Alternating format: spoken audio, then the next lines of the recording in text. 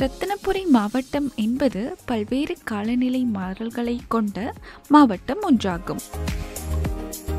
இங்கு ஈரவலயம், இடைவலயம், உலர் வலயம் என 3 காலநிலை வலயங்களும் காணப்படுகின்றது. இங்கு சிங்கராஜ மலைக்காடு, சிவனொளி பாதமலை போன்ற விசேட மலைக்காடுகளும், உடவளவை போன்ற உலர்வலய காடுகளும், ரப்பர் செய்கை நிலங்களும் காணப்படுகின்றது. இந்த வலயங்கள் தேனீகளுக்கு உணவு வழங்கும் தேனீ வளர்ப்புக்கு மிகவும் உகந்த பிரதேசங்களாகும்.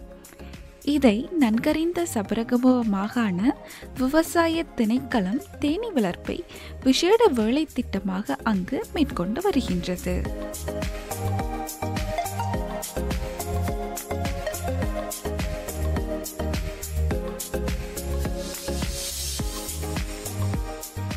நான் இந்த பிரதேசத்திற்கு எனது கடமையை பொறுப்பேற்று வரும் பொழுது இந்த விவசாய போதனாசிரியர் பிரிவிற்குட்பட்ட பிரதேசத்தில் தேனீ வளர்ப்பை சிறப்பாக மேற்கொள்ள முடியும் என உணர்ந்து கொண்டேன். இதற்காக நான் விவசாயிகளை தெரிவு செய்வதற்காக எமது பிரிவிற்குள் விஜயம் செய்து விவசாயிகளுடன் கலந்துரையாடினேன். பின்னர் தேனீ வளர்ப்பு தொடர்பான வகுப்புகளையும் பயிற்சிகளையும் வழங்கினேன். பயிற்சிகளின் பின்னர் நான் தேனீ வளர்ப்புக்கு பொருத்தமான விவசாயிகளை தெரிவு செய்தேன். அவர்களுக்கு நான் தேனீ வளர்ப்பு தொடர்பான அனைத்து தொழில்நுட்ப விடயங்களையும் பெற்றுக் கொடுத்தேன். இந்த செயற்பாடுகளுக்காக மாகாண விவசாய திணைக்களத்தினது பங்களிப்பு நமக்கு முழுமையாக கிடைத்தது. தேனீ வளர்ப்பென்பது இயற்கை சூழலுடன் ஒருங்கிணைந்ததொன்றாகும். தேனீ வளர்ப்பிற்கான சரியான தொழில்நுட்ப வழிகாட்டல்களை முறையாக பின்பற்றுவதும் முக்கியமானதொன்றாகும். இதற்கான தொழில்நுட்ப வழிகாட்டல்களை தொடர்ச்சியாக விவசாய திணைக்களம் வழங்கி வருகின்றது. இயற்கை தேனீ குடியொன்றை பெட்டியினுள் அடைக்கும் போது பயன்படுத்தப்படும் பெட்டியே இதுவாகும். முதலாவதாக இந்த பெட்டி பற்றியும் அதன் பகுதிகள் பற்றியும் பார்ப்போம். சாதாரணமாக தேனீ கூட்டின் மேலே காணப்படுவது கூரையாகும். இது மழையிலிருந்து பாதுகாப்பதற்காக உதவுகின்றது. அதற்கடியில் சிகைப்பலகை காணப்படும்.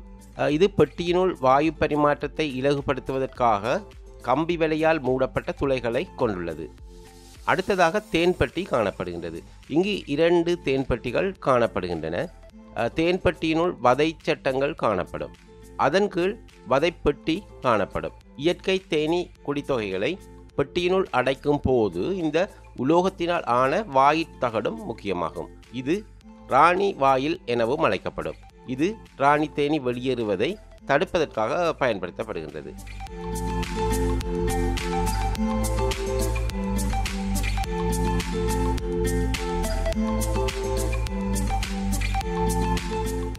இந்த வலயத்தினுள் சிறந்த வழிகாட்டலினூடு இந்த தேனீ வளர்ப்பு மிகவும் வெற்றிகரமான முறையில் மேற்கொள்ளப்படுகின்றது.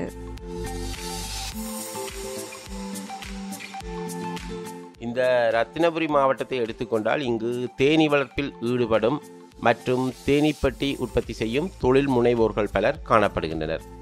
அதேபோல் சர்வதேச தேனீ தினத்தை முன்னிட்டு, அதாவது மே 20 அன்று எமது மாவட்டத்தில் சிறந்த தேனீ உற்பத்தியாளரை தெரிவு செய்தோம். அதில் இங்குள்ள விவசாயி ஒருவருக்கும் பரிசு கிடைத்தது. எமது ரத்தினபுரி மாவட்டத்தில் தேன் உற்பத்தி பற்றி பார்த்தால் 2300 போத்தல்கள் வரை வருடம் ஒன்றிற்கு உற்பத்தி செய்யப்படுகின்றது. இங்கு விவசாயிகள் விவசாய திணைக்களத்தின் தொழில்நுட்பங்களையும் வழிகாட்டல்களையும் தேனீ வளர்ப்பில் பயன்படுத்துகின்றனர். இங்கு விவசாயிகள் எதிர்நோக்கிய பிரதான பிரச்சினை தேனீ வளர்ப்பிற்கான பெட்டிகள் பற்றாக்குறையாகும். தற்பொழுது அந்த பெட்டி தயாரிப்பிற்கான பயிற்சிகளை பெற்று பெட்டி தயாரிப்புகளை மேற்கொள்ளும் பலர் உள்ளனர்.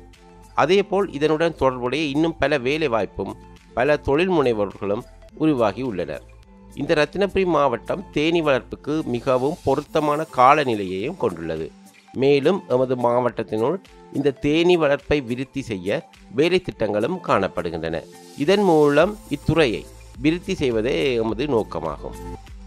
இந்த வேலை திட்டத்திற்கான சிறப்பான பங்களிப்பு எமக்கு இப்பிரதேச மக்களிடமிருந்து கிடைக்கின்றது. நான் 20 வருடங்களாக இந்த தேனீ வளர்ப்பில் ஈடுபட்டு வருகின்றேன். நான் ஆரம்பத்தில் தேனீ வளர்ப்பு தொடர்பான முறையான தொழில்நுட்பங்களை அறிந்திருக்கவில்லை. அதன் பின்னர் ரத்தினபுரி மாவட்டத்தின் கிரியல்ல பிரதேச விவசாய போதனாசிரியரை சந்தித்தேன். அவர் எனக்கு தேனீ வளர்ப்பு தொடர்பான முறையான தொழில்நுட்ப தகவல்களை சொல்லி தந்தார். நான் அவரது ஆலோசனைகளுக்கும் வழிகாட்டல்களுக்கும் இணங்க தற்போது தேனீ வளர்ப்பில் ஈடுபட்டு வருகின்றேன். எனக்கு விவசாய போதனாசிரியர் எவ்வாறு தேனீகளை கூட்டில் அடைப்பது, எவ்வாறு அவற்றை பராமரிப்பது, நடாத்தி செல்வது, எவ்வாறு தேன் பிரிப்பது என சொல்லித்தந்தார். நான் அவற்றை முறையாக பின்பற்றினேன். அவற்றை பின்பற்றியதால் நான் மிகவும் சாதகமான முறையில் இந்த தேனீ வளர்ப்பை தற்போது மேற்கொண்டு வருகின்றேன். எனது தேனை சந்தைப்படுத்துவதிலும் எனக்கு எவ்வித சிரமமும் இல்லை. இம்முறை 20 போத்தல்கள் வரை விற்பனை செய்தேன். நான் எனது பிரதேச மக்கள் ஒவ்வொருவர் வீட்டிலும் ஒரு தேன்கூடு இருந்தால் சிறந்தது என எதிர்பார்க்கின்றேன். நானும் இதற்காக எமது பிரதேச விவசாய போதனாசிரியருக்கு வேண்டிய ஒத்துழைப்பை வழங்குவேன். நான் எனக்கு தெரிந்த விடயங்களை உங்களுக்கு சொல்லித்தந்து பயிற்சிகளை வழங்கவும் ஆர்வமாக உள்ளேன். இலவசமாக நீங்கள் அவற்றை பெற்றுக்கொள்ளலாம். இப்பிரதேச மக்கள் முறையான தொழில்நுட்பங்களை பின்பற்றி மிகவும் வெற்றிகரமாக இந்த தேனீ வளர்ப்பில் ஈடுபடுகின்றனர். நான் பாடசாலை செல்லும் காலத்திலேயே, அதாவது எனது 13வது வயதிலேயே தேனீ வளர்ப்பில் ஈடுபட ஆரம்பித்தேன். பின்னர் சிறிது சிறிதாக தேனீ எண்ணிக்கை அதிகரித்தது. பின்னர் தேனீ வளர்ப்பு எனது பிரதான பொழுதுபோக்கானது. தற்பொழுது தேனீ வளர்ப்புக்கான போதிய அளவு நேரம், இடம் என்பன காணப்படுகின்றன. முன்பு பண்டாரவளை பிரதேசத்திற்கும் இங்கிருந்து தேனீ குடித்தொகைகளை கொண்டு சென்றேன். எனினும் போக்குவரத்து செலவு அதிகமாக காணப்படுவதால் தற்போது அங்கு கொண்டு செல்வதில்லை. இரத்தினபுரி பிரதேசத்தினுள்ளேயே தேனீகளை விநியோகிக்கின்றேன். உண்மையில் தேனீ வளர்ப்பு என்பது மிகவும் இலகுவானது ஒன்றாகும். தேன் இருக்கும் காலத்தில் இங்கு 6 தேனீ குடித்தொகைகள் காணப்படும். தேன் இல்லாத காலங்களில் 4 தேனீ குடித்தொகை மட்டும் காணப்படும். அதனால் நமக்கு இதற்கு சீனி வழங்க வேண்டிய தேவையும் ஏற்படும். இந்த பெட்டியை எடுத்தால் நமக்கு இதுவரை தேன் காணப்படும். இதை திறந்து பார்த்தால் இதில் முற்றாக தேன் காணப்படும்.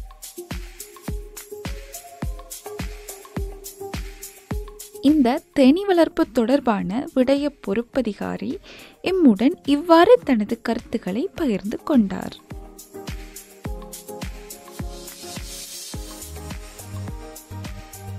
சப்ரகமுக மாகாண விவசாய திணைக்களம் என்ற ரீதியில் நாம் நமது பிரதான வேலை திட்டமாக இந்த தேனீ வளர்ப்பை இப்பிரதேசத்தினுள் மேற்கொண்டு வருகின்றோம். இந்த செயற்திட்டத்தில் இந்த தேனீ வளர்ப்பிற்கான உபகரணங்களை 50% மானிய விலையிலும் இலவசமாகவும் நாம் பெற்றுக் கொடுக்கின்றோம். இதில் தேன்பட்டி, தேனீ வளர்ப்பிற்கான பாதுகாப்பு ஆடைகள் போன்றவற்றை வழங்குகின்றோம். அதேபோல் தேனீ வளர்ப்பு தொடர்பான பயிற்சி வேலை திட்டங்களையும் நாம் மேற்கொண்டு வருகின்றோம். நாம் தேன்கூடு தயாரிப்பு தொடர்பான பயிற்சிகளையும் வழங்குகின்றோம். இந்த பயிற்சிகளினோடு நமக்கு தேன்பட்டிகளை உருவாக்கும் தொழில் முனைவோர்களையும் இப்பிரதேசத்தில் உருவாக்க முடிந்தது. அதேபோல் நம்மால் உற்பத்தி செய்யப்படும் தேனை சந்தைப்படுத்துவதற்கும் சிறந்த வேலை திட்டங்கள் காணப்படுகின்றன. எமது தேனை சிறப்பான முறையில் போத்தல்களில் அடைத்து சுட்டி துண்டுகளுடன் நாம் சந்தைப்படுத்துகின்றோம். இதன் மூலம் மக்கள் எமது தூய தேனை எவ்வித ஐயமின்றி கொள்வனவு செய்ய முடியும்.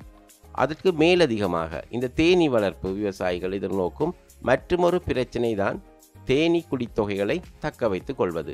அதற்கு தீர்வாக நாம் இது போன்ற தடிப்பான பலகை கொண்டு பெட்டிகளை அமைத்து விநியோகிக்கின்றோம். அதேபோல் களிமண்ணாலான பெட்டிகளையும் நாம் தயாரிக்கின்றோம். இவற்றின் மூலம் நாம் தேனீ வளர்ப்பை மிகவும் சாதகமான முறையில் மேற்கொண்டு வருகின்றோம்.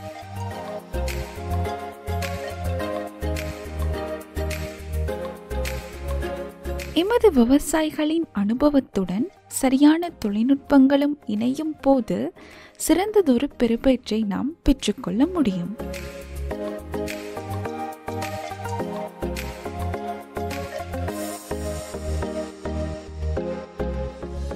தேனீ வளர்ப்புக்கென நாம் அதன் இயற்கை சூழலுக்கு சிறப்பான சூழலையே ஏற்படுத்தி கொடுக்க வேண்டும்.